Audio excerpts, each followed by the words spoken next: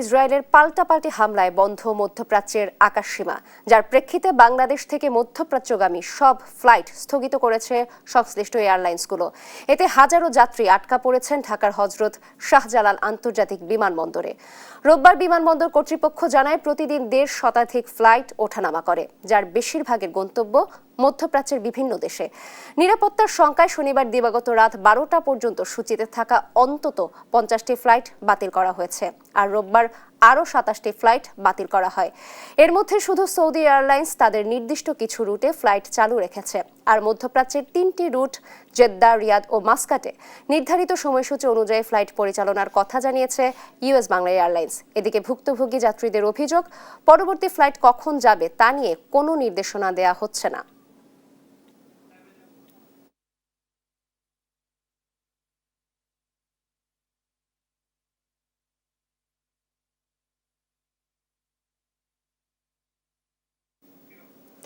দর্শক, হজরত শাহজালাল আন্তর্জাতিক বিমানবন্দরে আছেন সহকর্মী আলিমুজ্জামান সাফওয়ান, সেখান থেকে সরাসরি যুক্ত হচ্ছেন তিনি।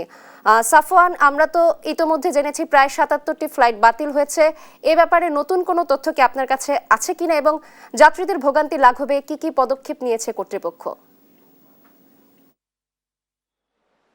আমরা এখন পর্যন্ত জানতে পেরেছি যে গতকাল এবং আজকে দুদিনে ৫৪টি ফ্লাইট বাতিল হয়েছে, এবং শুধু আজকের কথা বললে ২৭টি ফ্লাইট বাতিল হয়েছে। তবে যাত্রী ভোগান্তির কথা যেটি বলছেন, যাত্রীদের যাত্রা কিন্তু অনেকটা অনিশ্চিত হয়ে পড়েছে, অর্থাৎ তারা কিন্তু আসলে নির্দিষ্ট করে বলতে পারছে না যে কবে নাগাদ তাদের ফ্লাইটটি যাবে। কিন্তু আমরা আজকে যেটি দেখতে পেয়েছি যে গতকালকে যাত্রীদের যে ভিড় ছিল শাহজালাল বিমানবন্দরে, সেটি কিন্তু আজকে নেই। অর্থাৎ তারা নির্দিষ্ট তাদের এয়ারলাইন্স কর্তৃপক্ষ, একই সঙ্গে বিমানবন্দর কর্তৃপক্ষ থেকে বা তারা যে এজেন্সির মাধ্যমে আসলে টিকিট করেছেন তাদের মাধ্যমে তারা জানতে পেরেছেন যে তাদের ফ্লাইটটি আসলে ক্যান্সেল করা হয়েছে। সেই কারণে তারা কিন্তু আজকে এসে শাহজালাল বিমানবন্দরে ভিড় করেনি। এছাড়া আমরা আরও যে খবরটি জানতে পেরেছি যে সৌদি এয়ারলাইন্স তারা কিন্তু আজকে তাদের যে নির্ধারিত যে ফ্লাইট সেটি কিন্তু তারা চালু রেখেছেন, এবং একই সঙ্গে বাংলাদেশের যে ইউএস বাংলা বেসরকারি বিমান সংস্থা রয়েছে তারা যেটি জানিয়েছে মধ্যপ্রাচ্যে তাদের ৩টি রুটে মস্কো, রিয়াদ এবং জেদ্দা, এই ৩টি রুটে আজকে ইউএস বাংলা নির্ধারিত সময় তাদের ফ্লাইট পরিচালনা করবে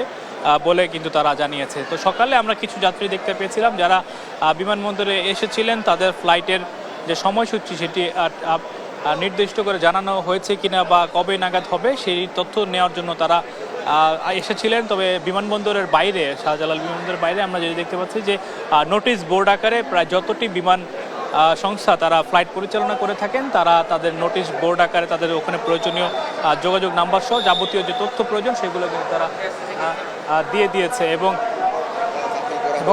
কিছুক্ষণের মধ্যে হয়তো আমরা কর্তৃপক্ষের সঙ্গে যোগাযোগ করে চেষ্টা করে আমরা আরও কোনো তথ্য হয়তো জানার চেষ্টা করব।